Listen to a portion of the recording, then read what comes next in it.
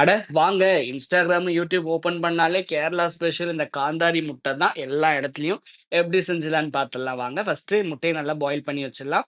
அதில சின்ன வெங்காயம், பச்சை மிளகா, 2 பல்லு பூண்டு, கொத்தமல்லி இலை, கருவேப்பிலை இலை, கொஞ்சமா மிளகு, கொஞ்சமா மஞ்சத்தூள் போட்டு நல்லா இடிச்சுக்கலாம். காந்தாரி அப்படின்னாலே, அங்க கேரளால வந்து குட்டி குட்டியா இருக்கும் பச்சை மிளகா. ஸோ நம்மகிட்ட அது இப்ப இங்க இல்ல. அதனால நார்மல் பச்சை மிளகாவ எடுத்துக்கலாம். இந்த மாரி அரைச்சு வச்சுட்டு, அது கூட உப்பும், லெமன் இருந்தா லெமன் ஊத்திக்கலாம். லெமன் இல்லன்னா வினிகர்.